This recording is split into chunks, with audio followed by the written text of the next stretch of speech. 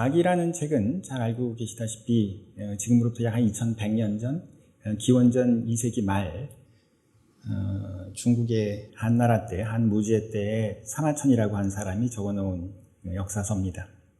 사망오제부터 시작을 해서 자기가 살고 있는 그 현재까지 모든 시간적인 범위와 자기가 알고 있는 모든 지리적 공간을 다 이 책 안에 담으려고 했습니다. 이 한이라고 하는 지리적 공간이 중심이 되겠습니다만 북쪽으로는 흉노, 남쪽으로는 영남 지역, 그다음에 조선, 그다음에 저 멀리 대원에 이르기까지 아주 넓은 지역을 모두 다 담으려고 하는 아주 거대한 그런 어떤 역사서였죠. 공자부터 시작해서 맹자, 또 뒤에 순자나 노자나 그 사상가들이 이 사기라는 책 속에 언급이 되어 있죠. 사기에 기록된 역사 속의 인물에 대한 평가는 단지 삶의 궤적만을 나열한 것은 아니었고요. 삶을 계속 추적해 가면서 그 속에서 드러나는 인간의 따라가야 할 규범이 무언지 이런 것들을 찾으려고 했던 거였습니다. 하늘과 인간과의 관계를 구명하고 그다음에 옛날부터 지금까지에 이르는 여러 가지의 변화를 관통하는 원리를 밝혀서 나만의 독자적인 입론의 체계를 세우겠다. 이게 한서 사마천전에 나와 있는 사마천의 어떤 사기 저술 동기로 알려져 있습니다. 사기 속에 있는 태서공 자서는 전체 130권 열전 중에 맨 마지막에 위치해 있습니다. 중에 결론에 해당이 되기도 하죠. 태서공 자서라는 건 한 개인의 어떤 자서전 같은 느낌으로 이렇게 쭉 적혀져 보입니다. 그 첫 번째 단계, 조상을 이어서 태사라고 하는 당시 역사와 천문을 맡고 있었던 관직이었는데요. 아버지가 바로 태사였다. 즉 역사를 담당하는 분이었다 하는 얘기가 포인트입니다. 사마천은 그런 에피소드와 고사들을 엮는 하나의 플롯이 있는 거고 그 플롯 속에서 자기가 하고 싶은 얘기를 하는 겁니다. 아버지의 얘기도 결국은 본인의 어떤 탄생과 성장 부분도 역시 마찬가지로 태사를 맡기 위한 기본적인 자격을 내가 이미 갖췄다 하는 얘기가 그 내용의 주조입니다. 그러다가 이제 아버지 유언이 나오게 되죠. 주공이라는 사람이 어떤 여러 유명한 군주들의 훌륭한 업적들을 잘 적은 사람이고 그다음에 공자라는 사람도 역시 마찬가지로 주공 이후에 공자에 이르기까지의 여러 가지 기록들을 잘 정리한 역사가였다. 자, 그런데 공자가 죽고 나서 지금까지 약도 한 400년이 흘렀는데 그 사이에 여러 기록들이 있는데 아직 정리되지 않았다. 그러니까 너는 내 뒤를 이어서 이 태사라는 직분을 이어서 역사가가 되어라. 그리고 역사서를 지어라. 근데 이렇게 되는 거죠. 실제로 사마천 아버지인 사마담이 죽고 난 뒤에 사마천이 한 일도 아버지를 이어서 태사령이 됐습니다.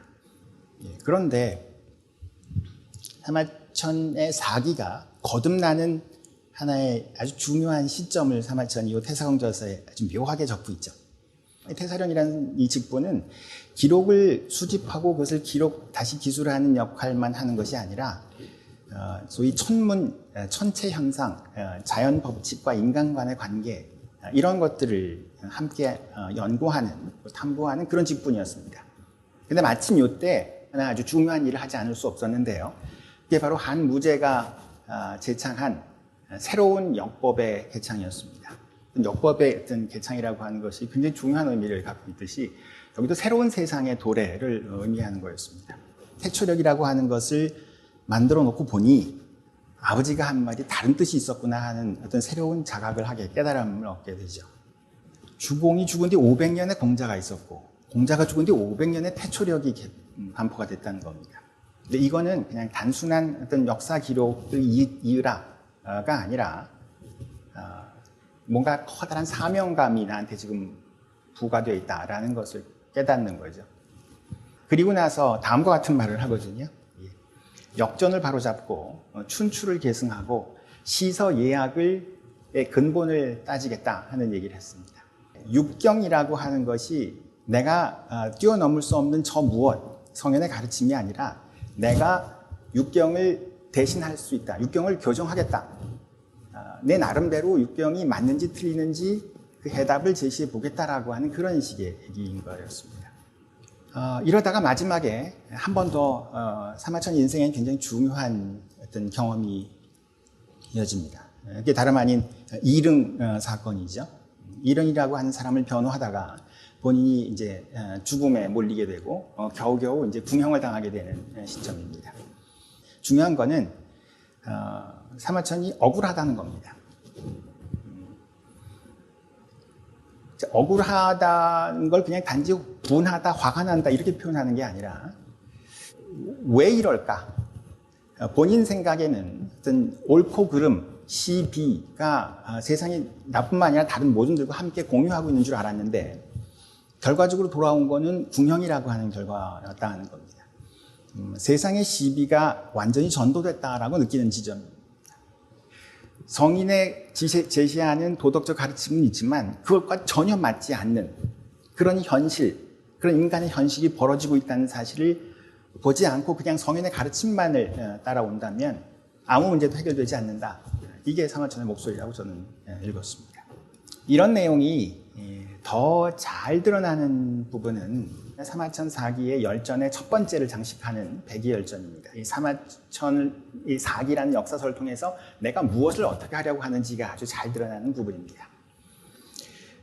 첫 번째 단락은 어떻게 시작하면요, 이 백이열전이 육경의 중요성부터 얘기를 합니다. 이 육경에 나와 있는 육의 이야기는 일종의 집단 기억에 의해서 선택된 그런 어떤 진리라고 할까요? 기본적으로 이 교과서 같은 이 집단 기억에 기본적으로 그 신뢰성 여부를 여기에 두어야 한다고 처음에 얘기를 시작을 하는 거죠. 자, 그 얘기를 하자마자 곧바로 그러나 우리들이 모두 당연하다고 생각하고 있는 이 집단 기억이 과연 옳은 걸까라고 묻습니다. 다음 단락에 이제 백이숙제 얘기가 나옵니다.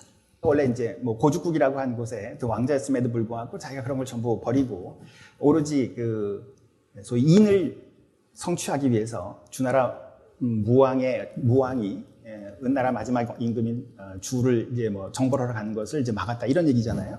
그 사건을 두고 공자님이 뭐라고 했냐면은 백이숙제라는 사람은 원망함이 없었을 것이다. 인을 추구하는 인을 얻었으니 그 마음속에 어떻게 원망함이 있겠느냐라고 평가를 해준 거예요. 그리고 현재 많은 지식인들 이런 당시에 그렇게 믿고 있었던 거죠. 하지만 사마천은 다시 묻습니다. 제가 다른 기록 하나를 보여드리겠습니다. 그게 바로 잃어버린 시인데요. 수양산에서 굶어 죽은 시입니다. 잃어버린 시 기억을 발굴을 한 거죠. 내가 지금 이 고사리 먹다가 죽겠다는 이 채미가를 보아도 과연 이 사람 마음속에 원망함이 없다고 읽을 수 있겠느냐? 이 얘기는 결국은 또 한 번 당신들이 원하는 기록만을 취사 선택을 해서 그걸 가지고 결론에 이르게 했다라는 저항이죠. 세 번째 단락은 조금 더 목소리가 커집니다. 우리가 평상시 늘 생각하는 아주 중요한 가르침 중에 하나가 천도, 하늘의 도가 착한 사람 편에 있다는 얘기, 기억을 한번 되살려 봅시다. 진짜 그랬나요? 라고 묻는 거예요. 백이 숙제, 이 사람은 아주 훌륭한 사람인데 얼마나 비참한 결과를 치우러 맞았나요? 반면에 도척과 같은 사람들은 아주 형편없는 사람들인데 천술 두리고 죽었다는 건데 천도가 항상 착한 사람 편에 있다는 이 이야기는 믿을 수가 없지 않습니까? 라고 얘기를 하고 과연 천도는 옳은지에 대한 질문을 해야 한다는 겁니다. 공자의 가르침이 진짜 맞는 건지 적어도 그 가르침과 다른 도덕 현실이라고 하는 것이 어떻게 기량하면서 살고 있는 것이고 우리는 그 사이에서 무엇을 선택해야 하는지 이거를 찾아가는 작업이 중요하다는 것이 역사가 사마천이 던지는 질문이었다는 거죠. 성인, 성현, 공자 혹은 육경이라고 하는 당시 아주 정말 중요한 가르침에 대한 도전이라고 할 수 있습니다. 역사가로서 그것을 다시 회의하고 다시 검토해 볼 여지가 충분하다라는 얘기를 하고 있었던 거죠. 그런데 사마천의 이 이야기가 지금까지 제대로 잘 전달이 되지 않았다고 생각합니다. 그 이유는 사마천의 이제 사망하고 난 뒤에 그 뒤에 이 사기에 대한 평가가 참 달라졌기 때문입니다. 그러니까 결국은 사마천의 목소리가 잊혀지게 된 경과 사의 경계 없이 경전에서 한 것들을 역사에 의해서 충분히 보완할 수 있거나 아니면은 다시 바꿀 수 있다라는 이런 생각들이 없어지게 하는 어찌 보면은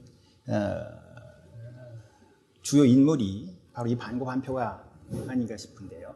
반고반표가 사마천을 어떻게 평가했는지를 들여다보면 그 부분이 정확하게 보이는데 반고반표는 기본적으로 이 사마천을 아주 훌륭한 역사가라고 평가합니다. 기본적으로 한서라는 책에 사마천이라는 한 개인을 아주 훌륭한 역사가 입전을 시키는 사기의 기본적인 체제인 기전체를 그대로 계승을 해서 또 사마천이 쓴 사기의 내용의 절반을 그대로 자기 책의 일부에 수용하는 이런 것까지 하죠. 그런데 반고 입장에서 도저히 이것을 받아들일 수 없는 부분이 있다고 이어갑니다. 어떻게 그 육경, 성인의 가르침, 경으로서 자리 잡은 그 같은 경전에 대해서 이러쿵저러쿵 시비를 거느냐. 이게 사마천의 사기가 갖고 있는 최대 폐해고 단점이다 하는 겁니다. 그러면서 구체적으로는 그 육경에서 얘기하고 있는 도보다 황로사상의 이야기를 마치 앞세우는 것처럼 보인다든지 공자, 성인이 반대했던 유협들, 일종의 깡패들이지. 그 유협과 간운이라는 걸 입전을 시키고 성인이 틀렸다고 하고 또 성인이 반대한 이익, 경제적 이득, 재부 이런 것들을 받들죠. 인간의 욕망을 그대로 받아들이는 사람이 사마천입니다. 빈천이라는 것을 자기 자랑으로 삼기는 만큼 멍청한 사람이 없다고 사마천은 얘기하는데 어떻게 그런 소리를 할 수 있느냐 하고 얘기를 하는 게 그런 사마천을 두고 강한 비판을 보여줍니다. 예교 질서가 이제 정립된 상태에서 언급이 됐던 바로 반고반표 이야기는 아주 엄청난 파워를 권위를 갖게 됩니다. 그 이후 즉 반고반표 후한 이후 위진남북조 수당에 이르기까지 계속 계승되고 있죠. 이런 과정에서 사기라고 하는 것이 사기라는 책, 사마천이라는 사람은 비어있는 역사를 적는 사람 그 정도까지 사실은 평가가 하락하고 마는 거였죠. 자, 이런 상황이 계속 이어지면서 드디어는 경과 사가 역사가 완전히 분립이 되고 말았죠. 경이 할 수 있는 얘기와 사가 할 수 있는 얘기가 이제 다르다라고 사람들이 생각을 했던 거죠. 이러던 게 이제 송대 이후 역시 뭐 서민문화라든지 아니면 인쇄술 이런 것들이 발달이 되면서 조금 이제 상황이 달라지고 명대에 들어가면은 정제돼 있는 그런 귀족적 문체가 아니라 오히려 더 민간 격정에 찬 그런 어떤 감정이 복받친 그런 글들이 훨씬 더 중요하다고 생각하는 그런 어떤 시대적 분위기를 타고 역시 사기가 재평가되게 됩니다. 다시 경사가 분리되지 않았다라는 얘기를 주장하는 사람들이 또 나타나기 시작을 하죠. 이제 21세기 우리는 바로 2000년 전에 이 사마천의 목소리에 다시 한번 귀를 기울여야 되는 때가 되지 않았느냐. 이 사마천이 제시한 역사학의 길, 그걸 정리하면 첫째, 일단 기존 권위에 의해서 정립되어 있던 집단 기억에 대해 회의하라. 단 회의할 수 있는 근거를 적극적으로 찾아라 하는 겁니다. 기존의 얘기가 맞는지 틀리는지를 점검하라 얘기를 하는 겁니다. 또 하나 중요한 의미를 갖고 있지 않아 보이는 주변의 일상, 미시사에 해당이 되는 건데요. 사실 그 미시사 일상사의 어떤 시초를 열었다고 할 만한 것들이 이제 사기에 보입니다. 요새 또 특히 우리에게 중요한 얘기는 역사적 사실은 그냥 기록일 뿐이다. 팩트를 체크낸 것들을 플롯과 구조를 통해서 이야기를 할 수 있어야 그래야 비로소 역사다 하는 얘기죠. 이게 단순한 이야기가 아니라 사실 이 속에서 사마천이 이야기하고 있는 소위 도덕적 규범을 우리는 찾아내야 된다 이렇게 볼 수 있는 거고요. 그래서 결론적으로는 인간의 본성과 세상의 이치를 탐구하고 인간이 따라야 할 준칙을 밝히는데 그 최종적인 목표가 있어야 한다는 점을 쭉 얘기를 하고 있습니다. 정리하면 과거를 지난 시간 속에서 묻어두지 말고 그렇다고 우상화해서도 안 되며 늘 과거를 새롭게 기억을 해서 앞으로 다가오는 인간의 미래를 묻고 생각하자 하는 게 사마천의 목소리입니다.